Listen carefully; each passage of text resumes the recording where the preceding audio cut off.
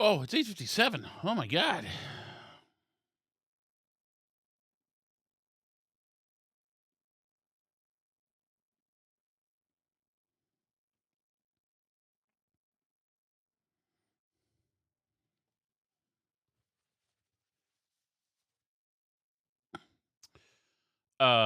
Okay.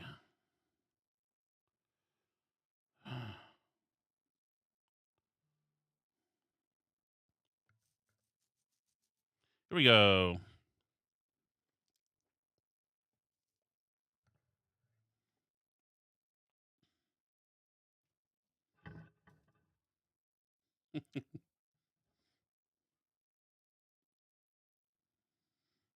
Check one.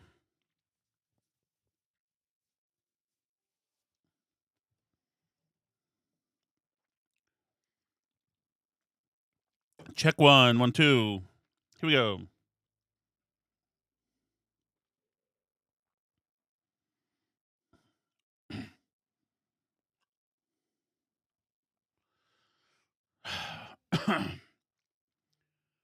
Five, four, three, two, one.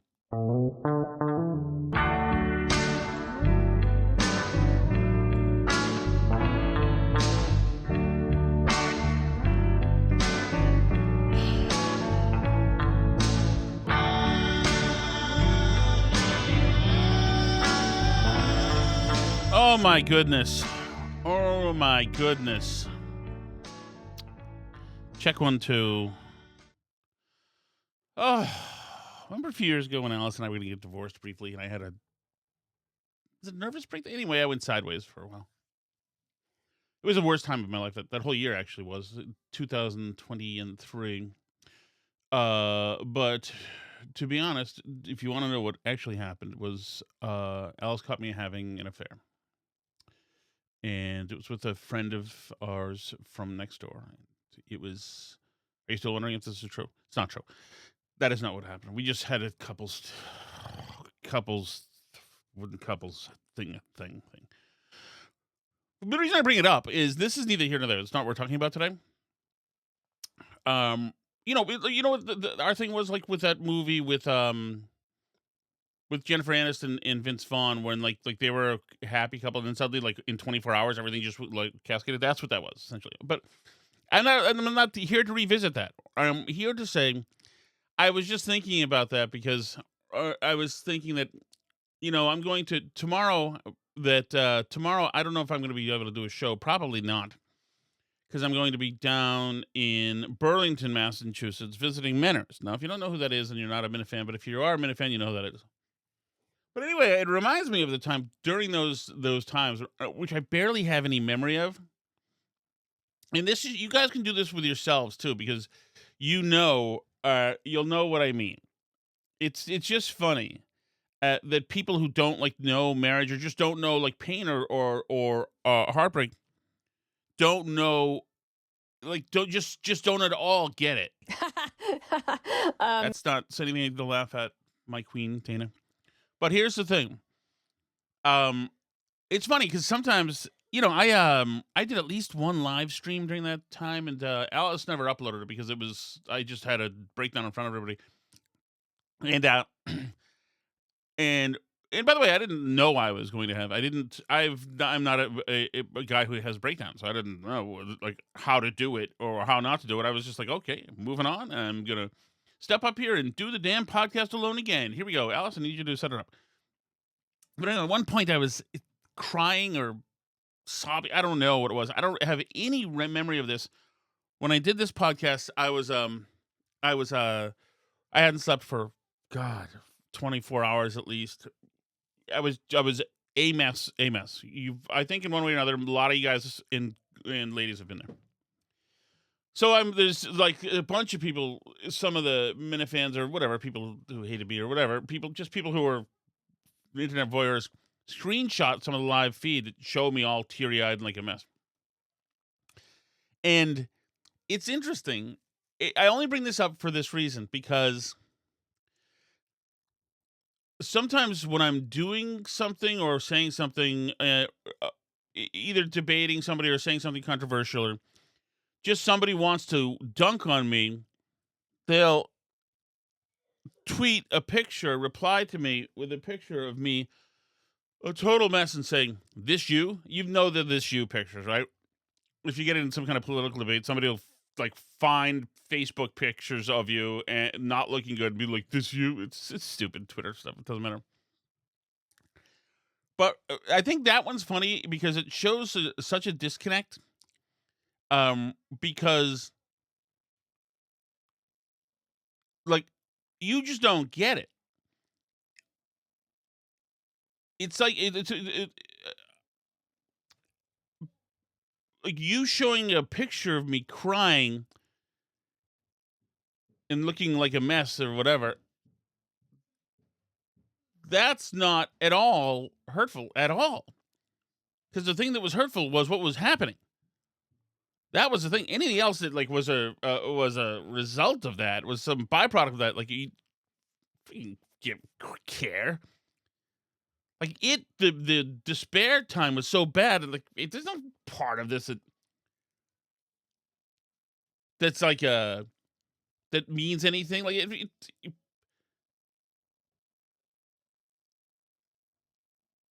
think if somebody, this is going to be bad to say this because it's not the same level, but you think if somebody sent Erica Kirk a picture of like Charlie in the ambulance,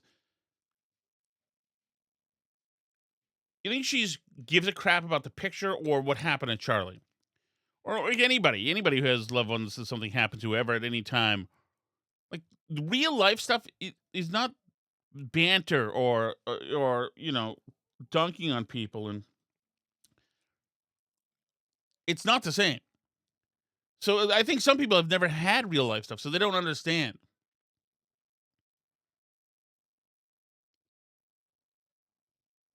They don't get it. A lot of Alice's friends, oh, we're mad at Alice today, by the way. A lot of Alice's friends are stunted and are like devastated today. I lost my bunny, Sherry. I've had this rabbit for 8 years now. She was always there for me. She helped me emotionally. Oh, I see. So you've never literally had lost anybody. If your effing rabbit is dead. And at this point, I don't even mean to be cold, but when I hear people over 30 talk about losing a grandparent, I'm like, that's not post-worthy. I don't even want to hear if you lost a husband, actually. To be honest, I've already told Alice, like, when I go, uh,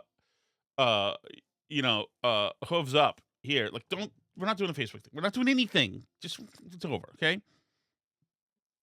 But, but it is funny that just, like, I think a lot of it, too, is that, like, other people think that their insecurities are your insecurities, and sometimes they are, I think, but that's not it. That's like that kind of thing is not it.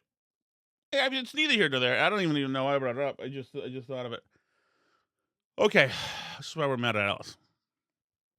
So, Alice, this is her day. Today was her day. It's Tuesday. Today's the day she went to her. Does it really suck? Does Rumble really suck? I did send out a notification. Did I? Did I not? I did, right? Seen Timmy Canton said he didn't get a notification. Does Rumble do a notification or does Patreon? I thought Patreon did the notification. Yeah, I don't really know the user experience for Rumble. I can see it. I have Rumble, so I see something. Tom was on Kick looking for glory holes. That is incorrect.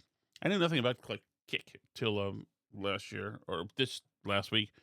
But anyway, Allison's in trouble because she's got one day a week where she gets to go into Boston, and that day I get effed. So it's 6:30 in the morning. Alice is on the way to um um by the way, I just saw myself drinking the Happy Dad in the video, and I look like a guy who's having more than one. All right. So Alice gets out of here 6:30, and then she's free and clear. She is a city girl. She's taking the Amtrak down to Boston Financial District, Cava for $73 avocado, slash fujasia sandwiches, acai or acai, whatever that stuff. Oh, she's a beautiful person. I'm stuck. I'm effed and stuck with everybody else. So that means I have to get the little guy dressed. No, that's no fun. Having him, that is not where you want to be. That's the worst case scenario. I mean, having possession of him physically. So then I've got to I load him up in the car.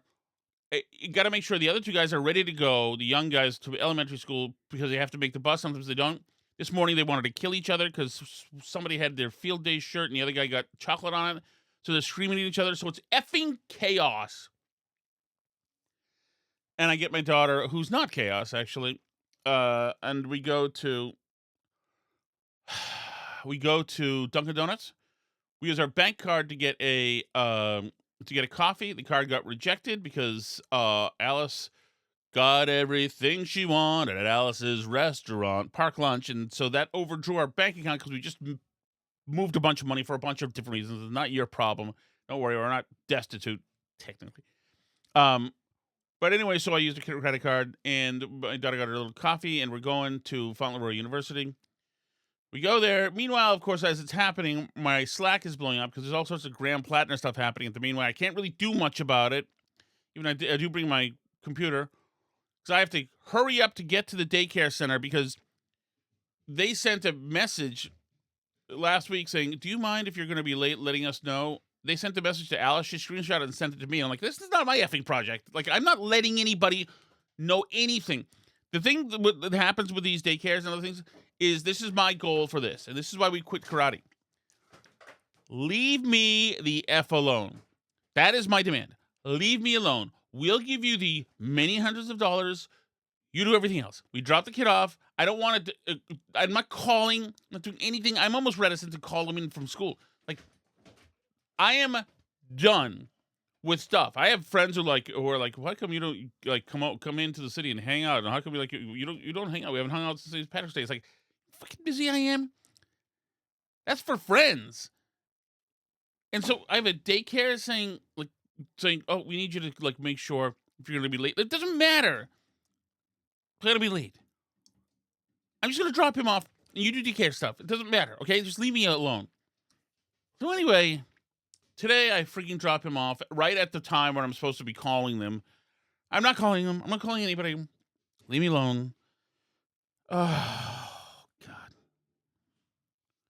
And so why do I hear heavy equipment? And so I drop him off. I finally get back. I start pounding out stories in the meanwhile, like publishing and writing today as well. And I am working hard. I'm getting stuff done. I'm like, today is the last day. It's going to be okay to try to mow the lawn because, well, I tried to mow the 3-foot tall grass lawn. I got that done yesterday. Now all the other part of the lawn and now approaching a foot again. So my 6-day lawn mowing adventure now has connected to itself again because I have to start again. And it's only a push mower because the drive belt is broken. The other freaking thing's dead. These are all things I want to do. I walk by past my yard, all the things I want to do. All the stuff my rock wall is falling down. The rock wall from 1736 is falling down, of course. I don't know what the f to do to fix that. Freaking, I don't know if it's animals, or the fact that I let the trees go, or the fact that we weren't really qualified, apparently, to own a house in the yard like this. I guess that's the big thing. Like, I wish they would have taught that. I wish somebody was a house advisor would have said, Tom, knowing your personality, you don't know how to do this. They didn't. Okay, so now I have a broken lawnmower and a rock wall that's crumbling. I've got 2 sheds that chipmunks have ripped into shreds by putting holes in them everywhere. One of the sheds has little windows that have been broken, mostly by kids, I assume, who are effing liars about it. And there's just like no time. I'm walking by all these things that I just want to get to do. And I said, today's the last day where it's going to be okay. I felt pretty good today. I'm losing a little bit of weight. I know it doesn't look like it. I just, or how about this? I'm less inflamed. How about that? Maybe that's what it is. I feel pretty good. I'm like, okay, I can power through some of this stuff and mow, get some of this lawn mowed. And I'm mowing lawns. And then when I feel like I'm on the verge of having a heart attack, that's when I go inside and I go back to doing mean wire stuff.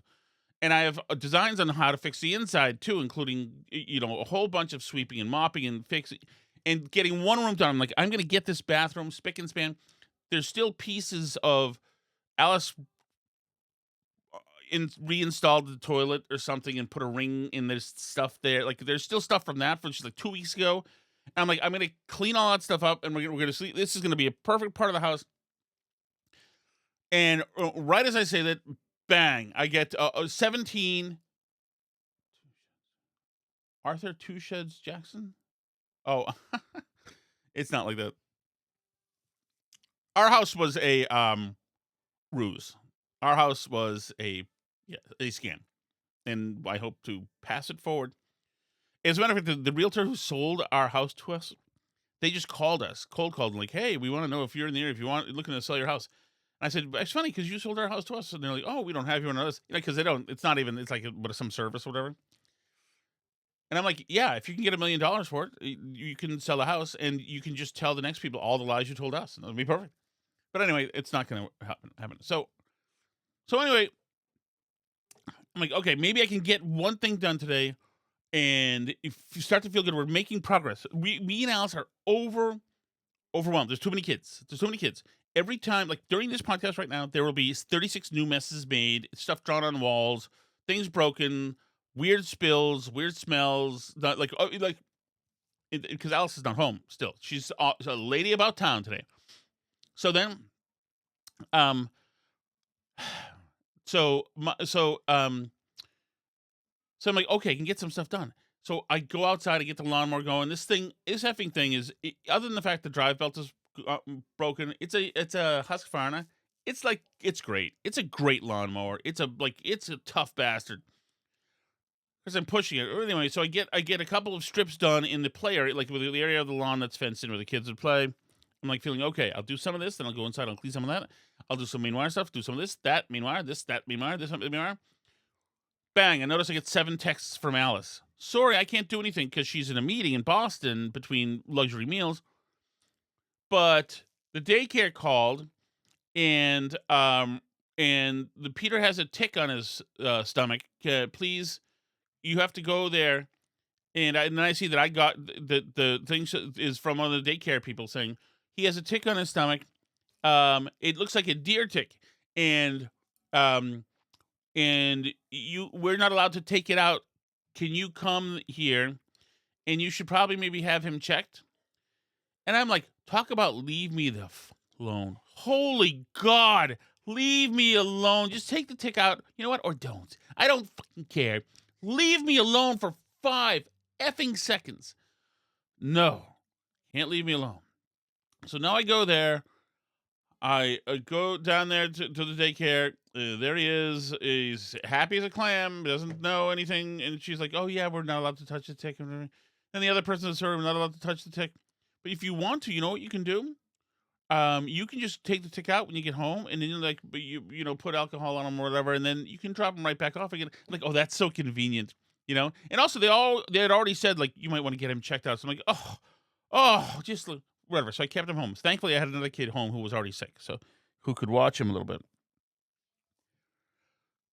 But so I'm like doing this, and because this happened, if I go right from that to trying to do more Mainwire stuff, we have a couple of meetings. We're doing meetings. It's good meetings. It's good. That's I'm paid to do these meetings, and to do all this stuff, and we got exciting ideas.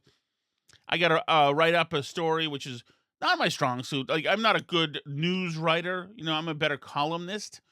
I don't say I'm not a good news writer. I'm it's not my strong suit. I'm a columnist. I'm more excited about my opinion than documenting what happened because I'm a selfish jerk. I think that's what that means.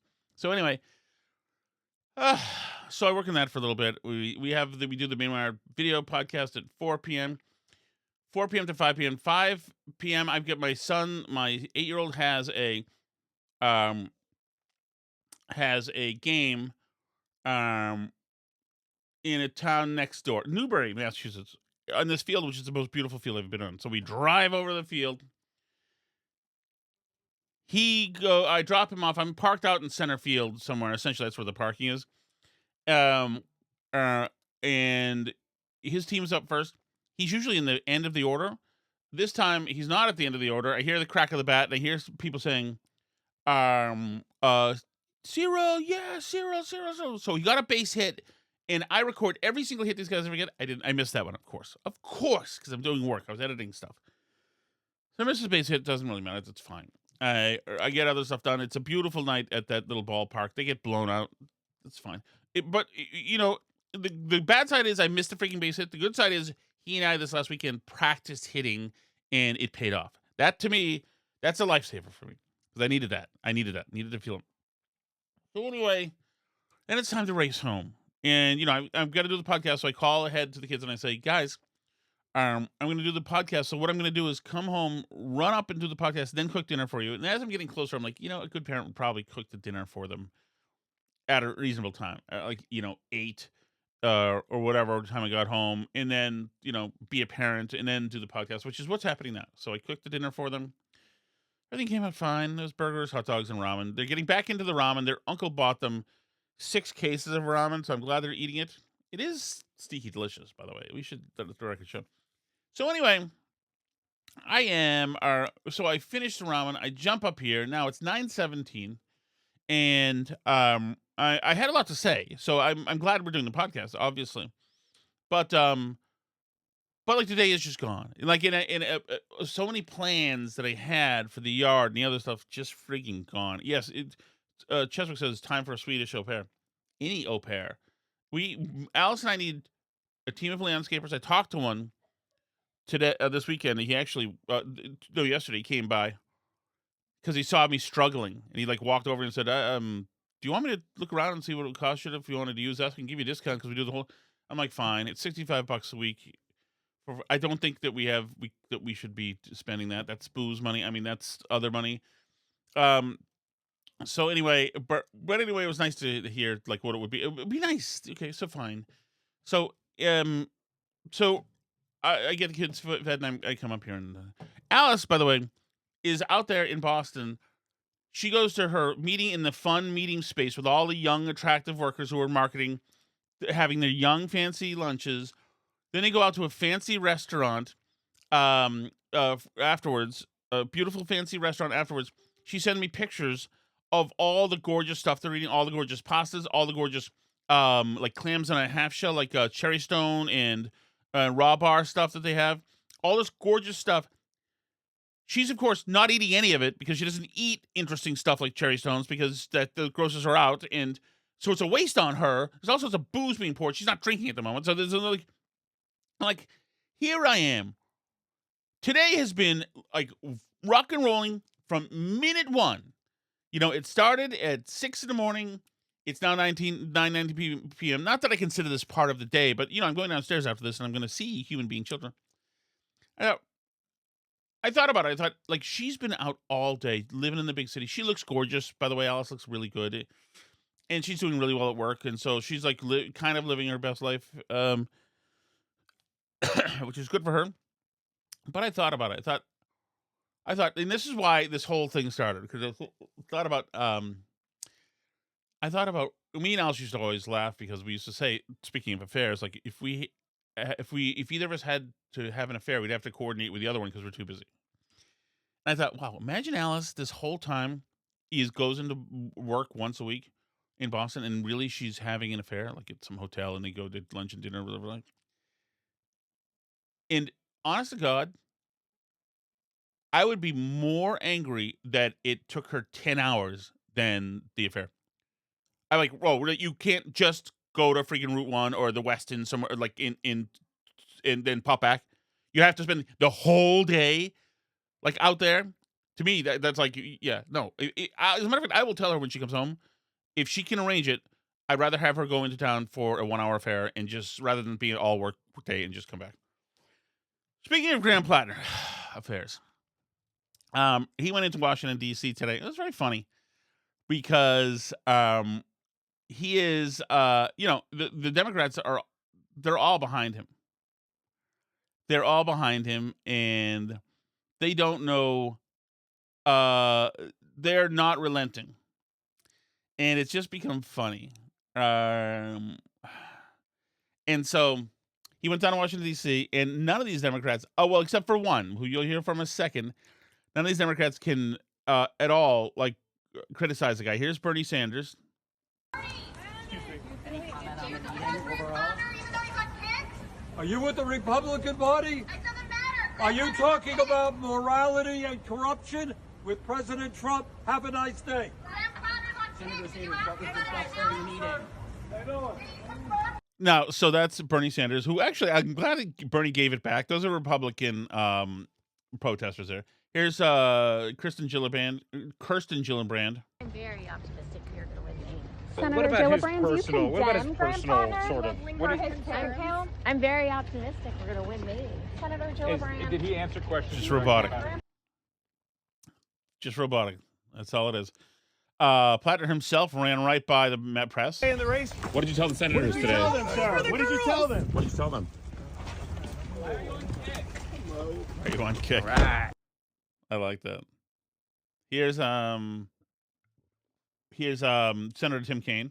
But are you comfortable having a potential colleague with a Nazi tattoo that he knew was a Nazi tattoo in 2019, took him years afterward to get rid of it? Casey, I'm just going to answer the same way I just answered you. Anything I say is going to be played somewhere in Maine. Maine voters need to make this call. Once they do make the call, I'm sure I'm going to have some things to say.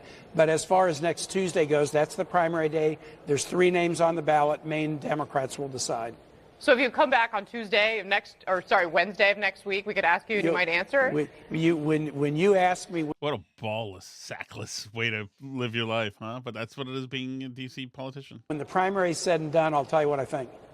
Okay. I mean, Wow. For a symbol like this, is it not irrelevant when an election is timed as to whether or not that's okay? No, look, this is all very relevant stuff, but it's relevant to the voters who are voting. And I don't have a vote in Maine. And again, I don't like it when national Dems go into primaries in other states and try to Bigfoot primary voters and tell them who they should support. And I frankly think the Democratic Party has often gotten that wrong. I have colleagues from Washington who, urged the governor to get in the race. I have colleagues from Washington who are rooting on Graham Platner. Isn't this Chuck Schumer's whole job?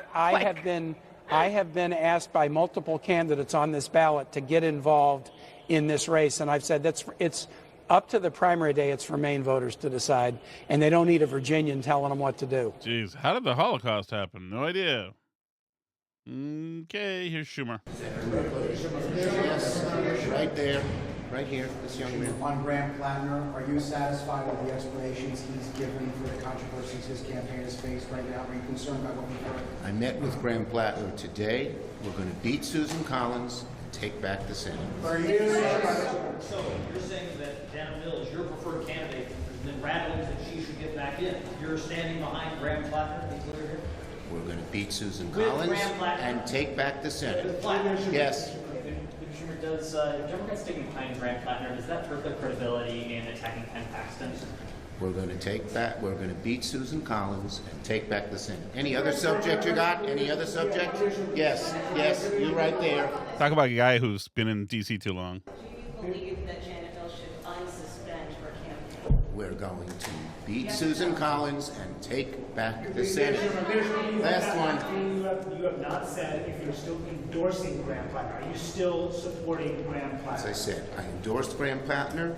We're going to beat Susan Collins and take back the Senate. Thank you. There you go.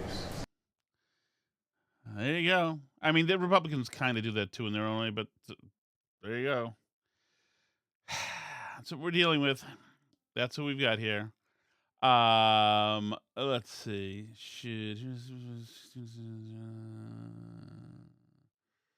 Okay, let me come down here. I just want to make sure I'm gonna get my ducks in a row. And Ed Markey did the same thing, and same with Maura Healey of Massachusetts. So here's Harry Enton with some polling. Really, any path to taking the Senate goes through Maine. Yeah. So what are we seeing about the chances of taking the Senate right now? Yeah, if you take a look, the chance of getting the Senate right now, you go back 2 months ago, it was about a 50-50 split, right? Now Republicans, again, it's close, but Republicans are now slightly favored to take back the Senate, no doubt in part because of what is going on in Maine, which just makes that path, which is already difficult, a little bit more treacherous. This feels like a Platner tax right now in those overall stances to take the Senate. I think that's a good, Platner tax is a great term. It's a great term. The one guy who didn't fall for it all is the most reliable senator, the best senator. And I didn't see it coming. And that is John Fetterman, who's not having it. What kind of a creeper has been on a decade on a platform like Kick and send a dozen explicit kinds of messages and who knows what else? Would it be better for Democrats if he was not the candidate here?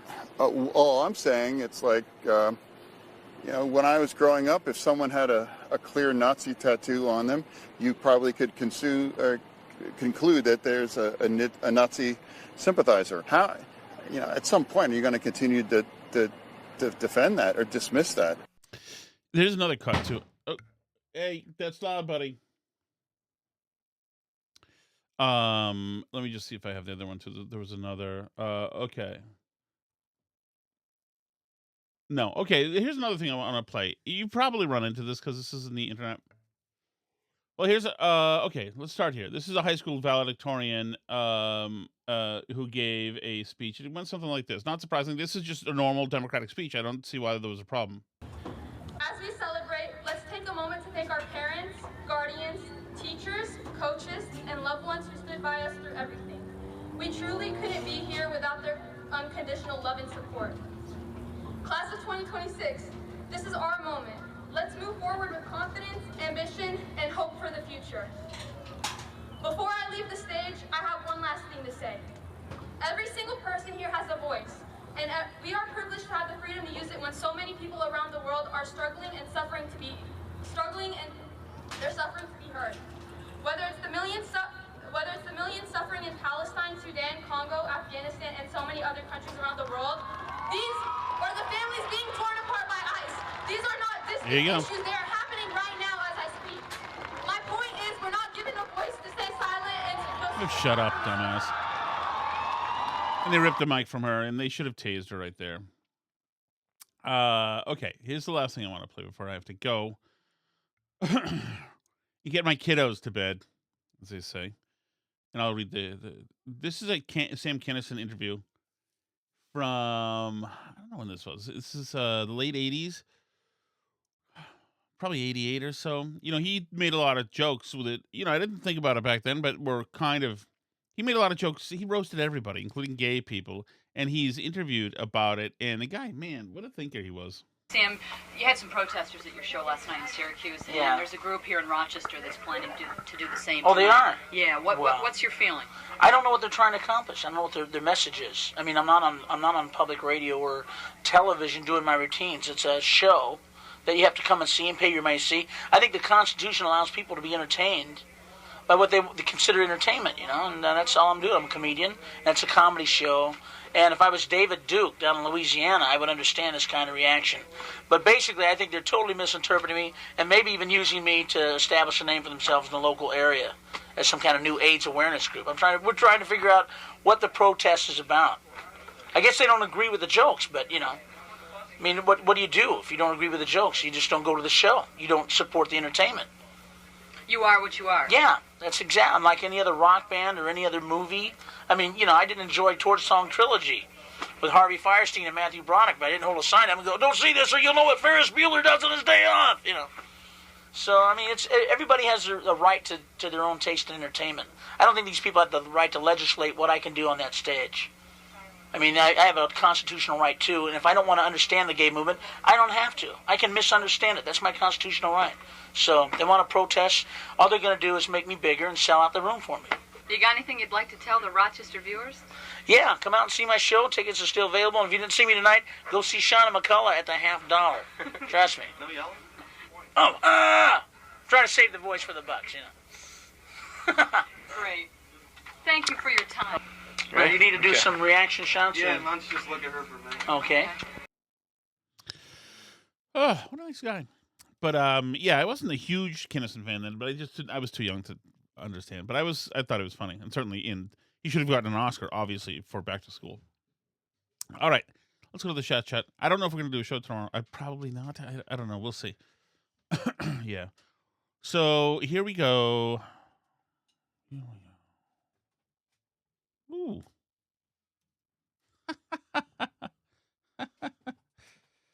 Oh, there's a lot.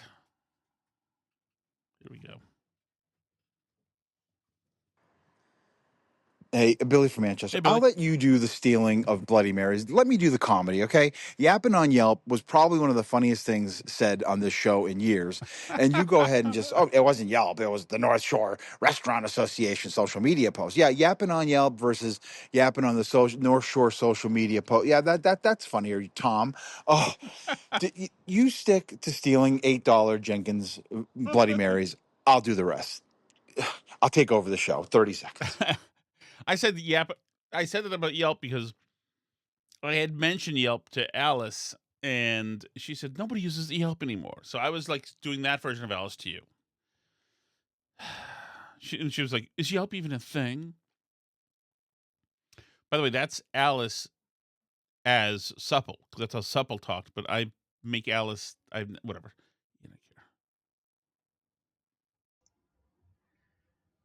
Driving into work this morning, listening to the main wire, catching up.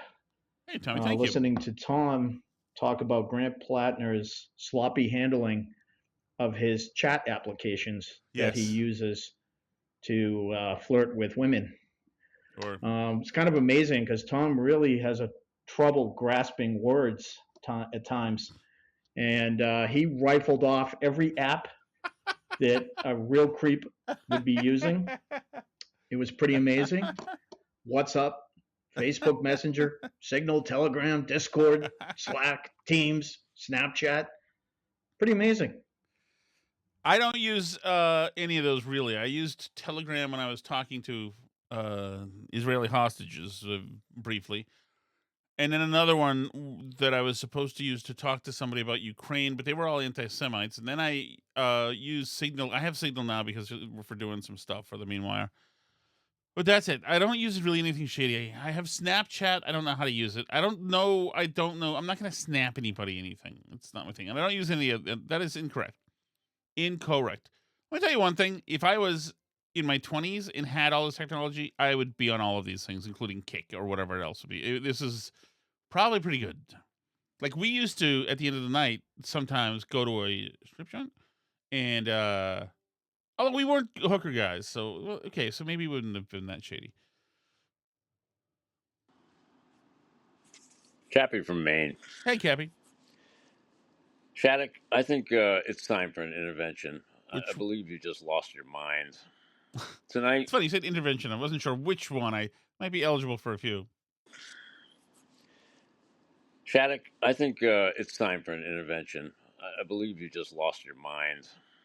Tonight, before the podcast starts, do you have to subject us to whatever it was, 30 to 45 seconds of you blinking and making faces and then really? Wait a minute, okay, is everybody ready? And 3, 2, for Christ's sake, just roll into the podcast. Enough of all this rubbish. Your head is just attacking you. Oh God, you need some help, man. That's it. Cappy, I don't disagree with that really. Although I don't see that a lot. You know, I'm that's because I run the video now. Alice used to do it from over there, so now I'm setting up the video, and I don't see myself blinking. I will tell you this, that I am astounded that when I see myself, like when I do watch some of the video and see myself, I don't watch it during the show. Generally, unless I'm looking at the messages. I am astounded at what my head and body does. I'm astounded at what that is, and I seem like I need medical attention. And it's not even a new thing. I've seen old video of me, and I'm like, what is wrong with him exactly?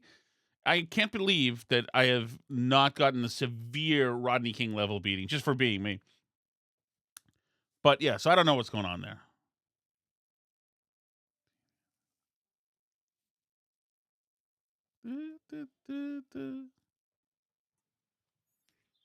Hey, Tom, my take on the 2 versus 3 Bloody Mary. Here we go. Controversy. All right, Phil. And this comes from someone who's from a family of restaurant and bar owners. Oh.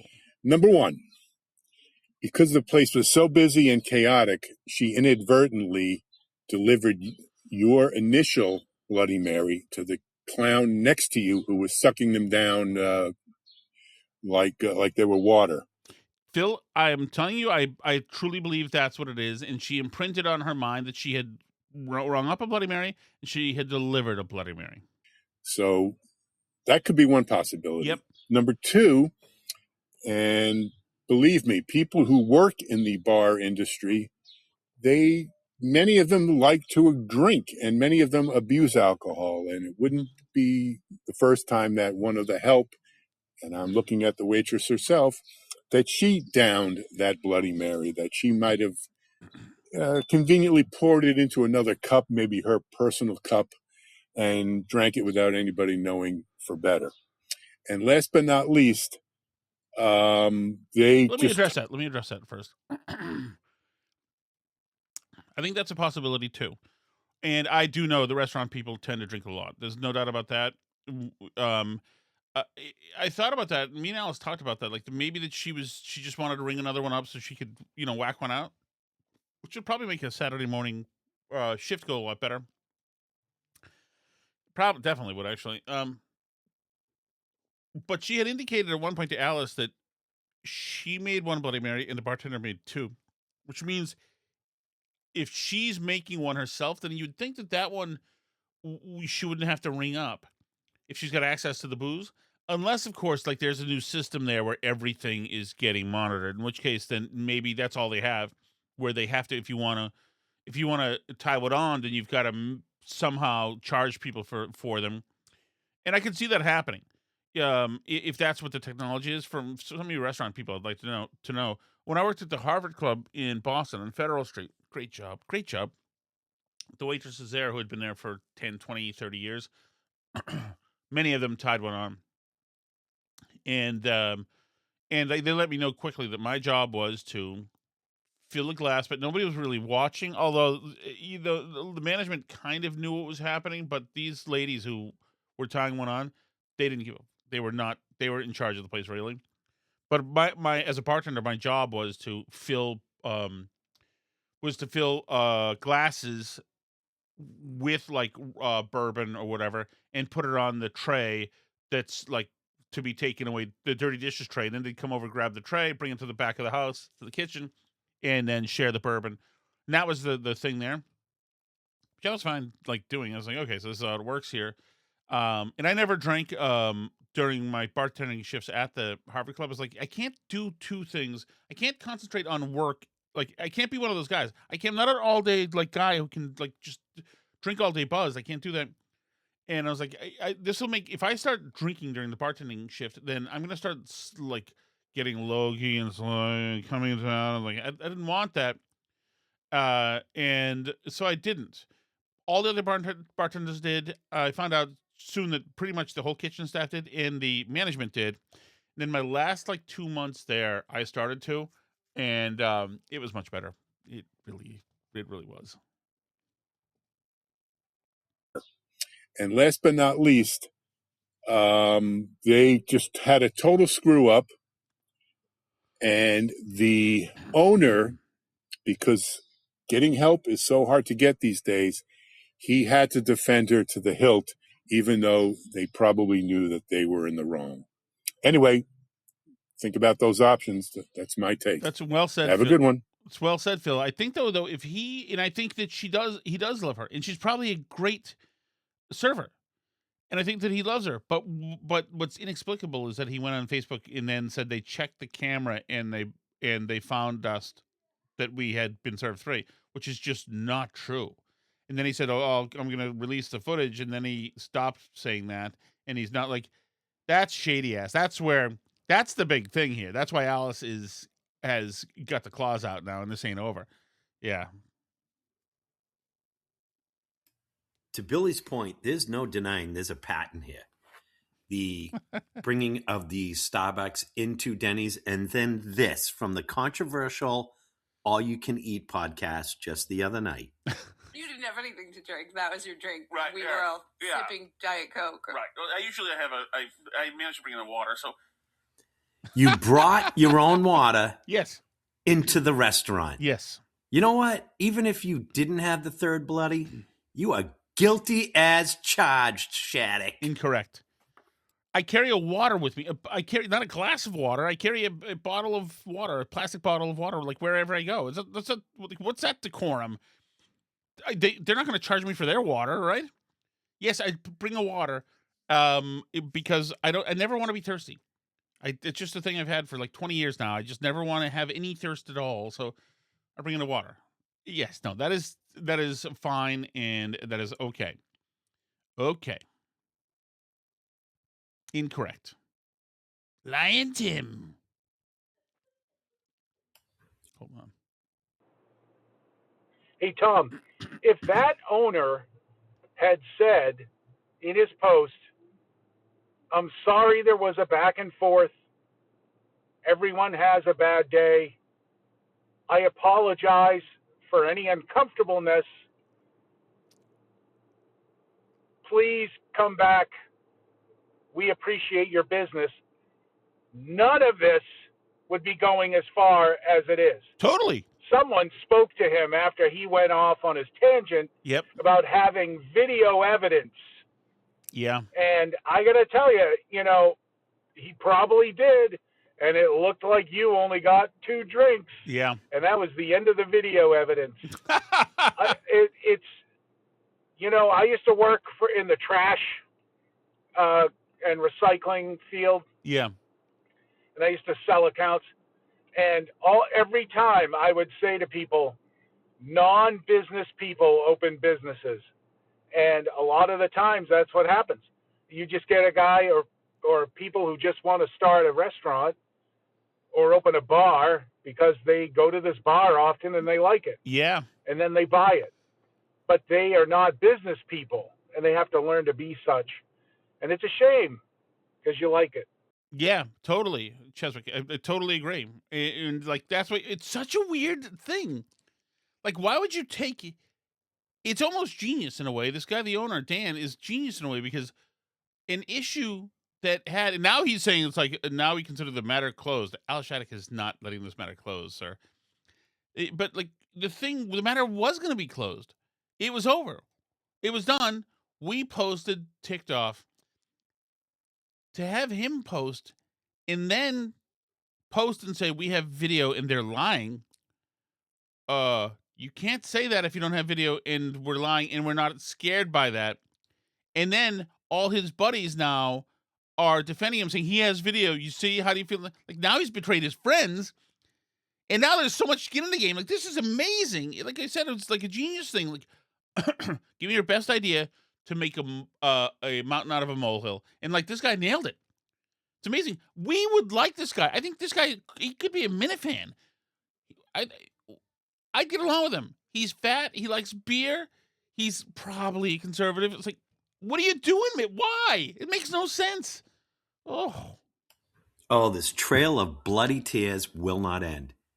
The evidence is mounting, Shattuck. You might want to just have Alice throw in the towel because incorrect. We all know you had that third one. I did not. You admitted last night you should talk to a lawyer because you were talking about your giping past. Yeah. You need a co-host, not a lawyer. Someone to just tell you, hey, let's zip it on this one. You admitted you stole a nice pen from a very hardworking waitress. I did. It's not a nice pen. It was kind of cool. It was a cheap pen. It wasn't like a Cross pen. Is Cross a pen? Or insurance. I'm not even sure anymore, but they used to be. No, it was a cool pen, Tim. Back then, I was immature. I used to have this thing that I felt that if the bill was so high, I was allowed to gripe one thing. It's something I used to have. Not a beverage. Oh, it's not a lawyer. Someone to just tell you, hey, let's zip it on this one. You admitted you stole a nice pen from a very hardworking waitress. She was hardworking. And then you claim you found it in your pocket when you got in the car. Well, to be honest, Tim, this shows you my character right now because I'm going to be straight with you.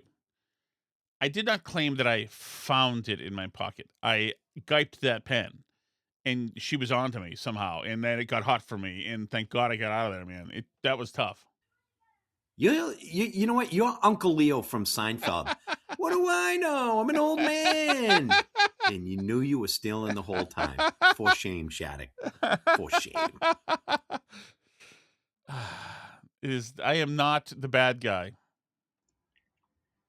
Well, here's a little something for the ladies to think about. On that same episode of The Main Wire I was listening to this morning, Tom was bemoaning his inability to take advantage of his physique in such media forms as Playgirl magazine and OnlyFans. How's that, ladies? Is it possible? Is there a niche for this body? Like, I have got the worst body in the world. I am fat and also like wretched, and I'm not fat like barrel chested, dad bod. I'm wretched. Breasts, side bellies, different like gristly. Like you would. This is why Alice has never seen me naked, shirtless.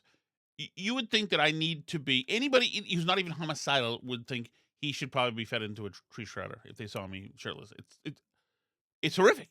I can't believe anybody would want to procreate with this. It's amazing. So maybe there is a niche for this. Maybe it does something for people. I don't know. I don't get it. I don't get it. I never have.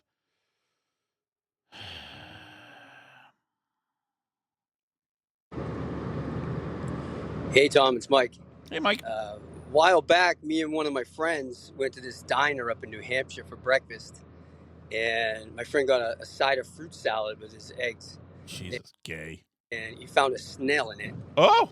And the waitress accused him of bringing the snail in his pocket and putting it in the fruit salad to get a free breakfast.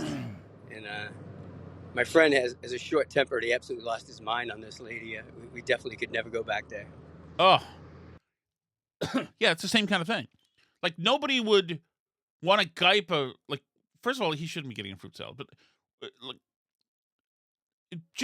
people aren't doing that. If you're about to do that, that's why I think it's probably a gender thing. Ladies, find your male manager and have him size up the guy. Like, fruit salad guy is already, sacrificing his manhood to be in there. He's not going to sacrifice, his ethics or, his reputation. I'm sure there's people who do that, no doubt about that. But no, I don't think. Come on. By the way, there were times, we went to. You know what? No, Applebee's one time we went to, and they served us like shrimp that was raw. And I simply said to the waiter, I said, "This shrimp, by the way, this is raw. It's like you can see through it still, so it hasn't been cooked." And he said, "Okay, I'll take that off." I said, "Oh yeah, it's not a big deal, just so you know." And like there was no thing after that. He just he didn't accuse us of rawing it, but we did go to IHOP. No, not IHOP. Was it IHOP? No. What's the place that's Friendly's in Connecticut a couple years ago? I think we talked about this, and they served us chicken that was totally raw, and we started biting into it. I was like, my kids could die from this, and they were like, "Okay, we're gonna take this off." He's like, "Yeah, I know you're gonna, I think, take it off for me," but they were nice about it, so there was nothing more. There was had they not been nice about it, then at that time I worked at the radio station down the street. I would have freaking flamethrown them, but they were nice about it. But still, you shouldn't serve raw chicken. Like, come on, guys, Jesus. Hi, Steve from Merrimack. Hey, Steve. Well. I went back and listened to the All You Can Eat from the other day, which featured Alice Yes. after a long absence, discussing the Oxbow incident at the park lunch in Newburyport. Yes. And I want to know how we made the leap from you discovered it last year and you and Alice went once. Yep. To now we are, oh boy, I'm driving by a state trooper and I was going 75. I know, dude. That's not good. A lot of that around here. Anyway, you and Alice escaped and went there once last year. And from my heard here, you've been 2 weeks in a row this year. Yes. So a grand total of 3 times. Correct. And now it's your, quote, favorite restaurant ever, unquote. I call bullshit. It can't be your favorite restaurant if you go there 3 times. Thank you. Okay, so let me explain this. So we went last year that once, just me and Alice, because places a lot of times just packed out. You can't, but there was only 2 of us there. Well, I'd heard good stuff about it from my neighbor who's a foodie for a long time. I'd driven past it. I didn't really know what it was. I thought it really meant just lunch, so it doesn't. Although I've only gone for lunch.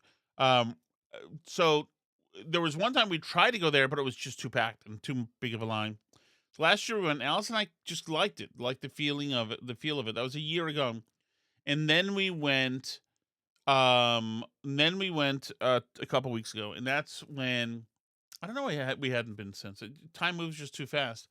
But but this last time we went, all the kids loved it, and to get a consensus like that is just too good.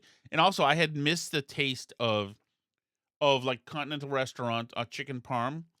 And last week when we went there, it was just so good. It just made my heart so warm to have that taste. It's not the greatest chicken parm is not the greatest taste in the world, but there's something lovely about it.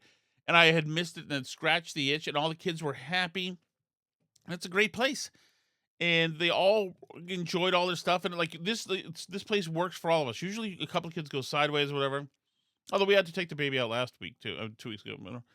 And that's why we decided. And all the kids are like, they always talked about park lunch since. And I was like, wow, this is great. We have a consensus. We have a place. It's not very expensive. This can be our place. It's right down the street. And that's why this time, like, it was also until, by the way, I left this place and went to the playground across the street a few days ago, still thinking this was our favorite place ever. It really kind of is, but on this technicality now, it's not. So no, we can't bring everybody out with us all the time, Steve. So like, we also go to Master McGrath's up the street. We also go to IHOP, which is great for breakfast. It really is great for breakfast. But we can't afford to go all the time. But like for us, yeah, for us, it's a good point. Unfortunately, what is our place, because there's so many of us and there's so many opinions and spoiled little brats, etc. Like, is changes depending on other factors other than it's just a place that we can go to and eat. Like we go to that place in your town, Steve. Not that I'm going to say what it is, but it's next to the Stop and Shop, the Mexican place. We like that too. They've done a great job. They get it. They're all into the kids, or they pretend they are. That we buy into, and it's just great. So it means a lot to us. So that's probably more our place, I guess. But if they suddenly turn around and accuse us of stealing a drink, what the? Okay. So, by the way, Lion Steve, Lion Tim, Lion Tommy. No surprise. So I don't. Okay, let me see the messages. If there's the chat. Bigfoot is a libertarian. Is that true? Time for a Swedish au pair. I know. Remember, I told you about the au pair we had lined up when we first had Sally when she was a year old or 2 years old.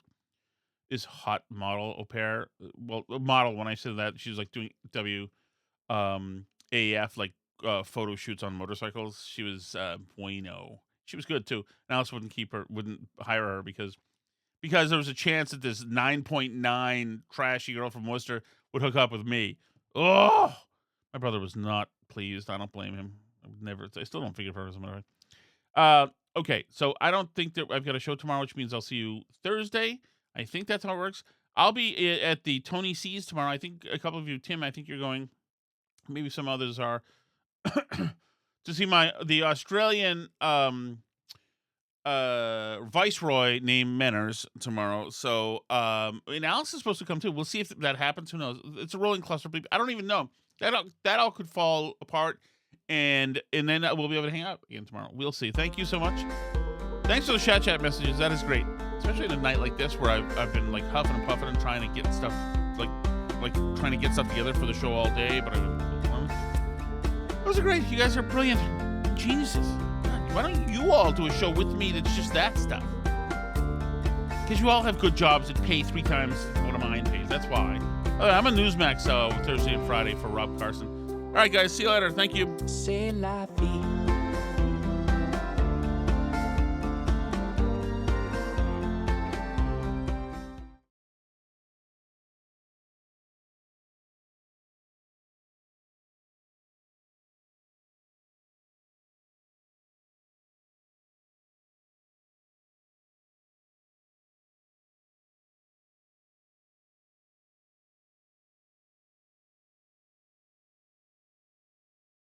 Five, 4, 3, 2, 1.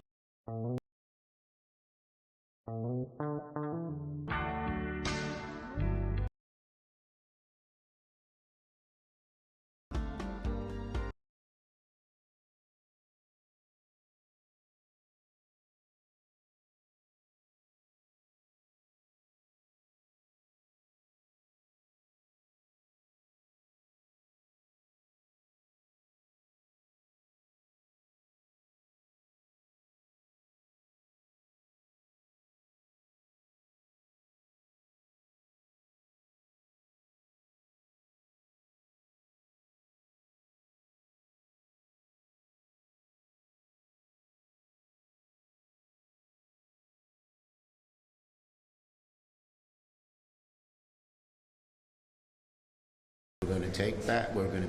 Is it when so many people app that that's like probably cooked the dinner for them at a reasonable time.